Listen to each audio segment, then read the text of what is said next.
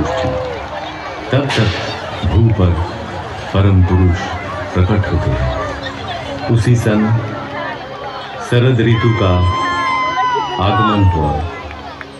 मानवता के लिए आशा भरी एक नई सुबह आई, जब देश के पूर्वी प्रांत के एक छोटे से गांव हिमायतपुर, बहती हुई नदी पद्मा के किनारे पैदा हुआ एक प्राण। भले बुरे के विचार से विध्वस्त धरती को राह दिखाने आए मुक्ति दिलाने। अचंभित रह गया हर कोई, जब जन्म लेते ही खिलखिला कर हंसने लगा बच्चा। पिता शिव चंद्र चक्रवर्ती, माता मनमोहनी देवी। माँ ने आदर से नाम रखा अनुकूल, पूरा नाम अनुकूल चंद्र चक्रवर्ती। एक दिन पूजा के समय आसन में विग्रह की जगह खुद बैठ गए वे। डांट फटकार मिली तो कहे, पुकार तो रहा था वो मुझे। असीम लगाव था माँ के प्रति। एक दिन किसी कारण माँ पीछने के लिए दौड़ी। भागने लगा बच्चा। पैर में चुभती हुई गर्मी का एहसास हुआ। ख्याल आया, ऐसे ही माँ का पाँव भी तो चलता होगा। रुक गए, थम गए। पिटाई पड़ी, उससे भी उनका हृदय आनंद से ही भरा था माँ के लिए। उम्र बढ़ी, ज्ञान विज्ञान के अनंत आधार पाठशाला पहुंचे, जहां दुनिया में एक के जैसा हूबहू एक और नहीं। वहां सिखाया जा रहा था एक और एक दो नहीं मान पाए हुए। और क्या, हम साधारण मानव पीछ तो सकते थे उन महाज्ञानी को। बारिश का एक दिन बचाव के लिए पुकार रहा था, हाथ बढ़ाए हुए। जीवन बचा तो बूढ़े ने बोला, क्या तुम ही मेरे अल्लाह हो? जिंदगी भर ऐसे अनगिनत हाथ सहारा तो खोजते रहे उनका ही। उम्र और भी बढ़ती गई। पिता की इच्छा से पहुंचे कोलकाता, डॉक्टरी पढ़ने। शहर में बिगड़ सकता है बच्चा, इस एहसास से घर से पैसा तंगी से ही भेजा जाता है। बड़ी कठिनाइयों से गुजरे हुए दिन रहने लगे गरीब मजदूरों के बीच, पर हालात से हार नहीं हुए। असहाय साधारण जनों के हृदय में बहा दिए करुणा के। समय के पलटने पर लौट आए गांव, वहां भी चलने लगा वैसा ही प्रेम और करुणा का सिलसिला। फिर एक दिन महसूस किए, हर बीमारी की जड़ है मानव मन। और क्या, निकल पड़े मन की रक्षा करने। गांव में सबको इकट्ठा किए, चारों ओर गूंज उठा कीर्तन। कीर्तन में मतवाले जन जैसे आनंद के नशे में चूर। जनता का एक समूह उस भक्ति रस से दूर होती रही सारी मलिनता। रच उठा एक मधु चक्र, मानो एक एक के सकल जन।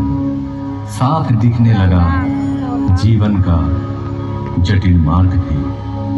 ग्रहणग्रस्त धरा को अंधियारा से राहत मिली। जो भी पास पहुंचे तन मन से हुए हर्षित। हर एक जीवन की पटकथा परिवर्तन के मूल कारण ही थे। केंद्रित कर उनको एकत्रित होने लगे लोग। आए अर्थार्थी, ज्ञानी, जिज्ञासु, संत भी पहुंचे, आनंद बाजार भी। आश्रय पाने आकर प्रश्रय ही मिला हम सबको बेहतर जिंदगी की ओर। उनको घेर के जो मंडली तैयार हुई उसे सब पहचानने लगे सत्संग के नाम से। ऐसे ही एक दिन अचानक उस गांव का सब कुछ पीछे छोड़ कर्म भूमि की हर कुछ त्याग चल पड़े पश्चिम की ओर, पहुंचे देवघर। साल भर बाद आई देश विभाजन के हलाहल से ग्रसित राष्ट्रीय स्वतंत्रता। अनगिनत घर बिखरे अंतिम पर्व देवघर में ही हुआ समाहित। जो रहे उनमें समाहित, जो रहे उनमें मगन, समकित हो आज भी पाते वे अपने जीवन में हर एहसास में, हर कदम में यजन याजन इष्ट भृति के माध्यम से नियमित निरंतर ठाकुर को संग सुधा पाए हुए कई जन आदेश पाकर या तो अपनी इच्छा से दिल और दिल एक तितली के अपने पंख लहराकर आसमान छूने का प्रयास जैसा उनका संपूर्ण बयान करना हो सकता नहीं, होता ही नहीं। ठाकुर की उपमा केवल ठाकुर ही है।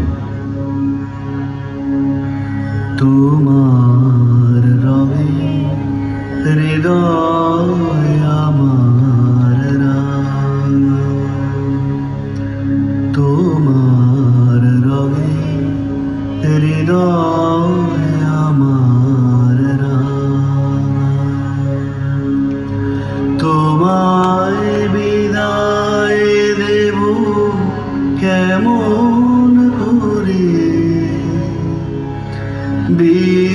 বিশেষরে মোর চিমার রঙে হৃদয় আমার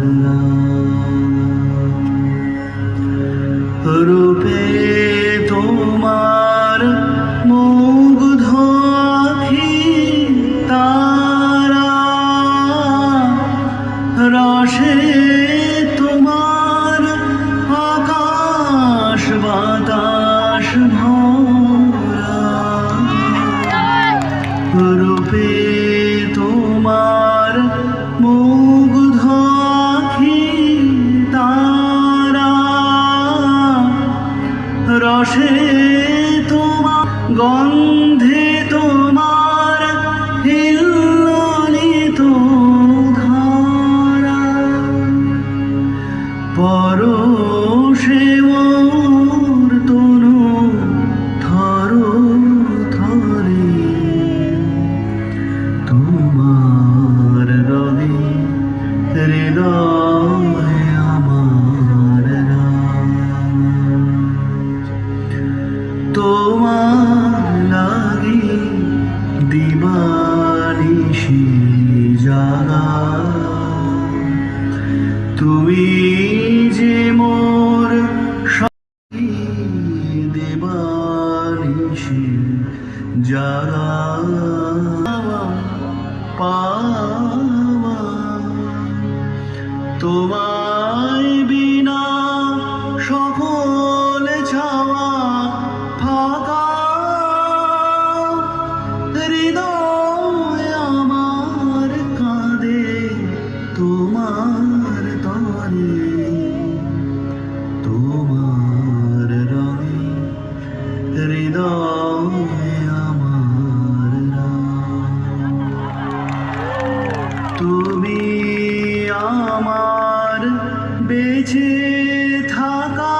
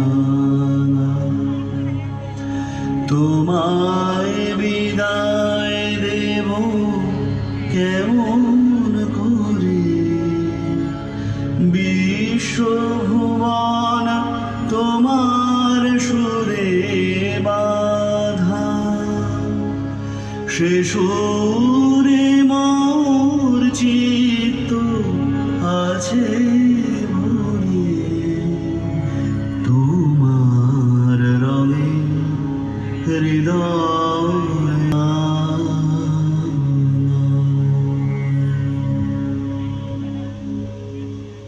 বন্দে পুরুষোত্তম বন্দে পুরুষোত্তম বন্দে পুরুষোত্তম বন্দে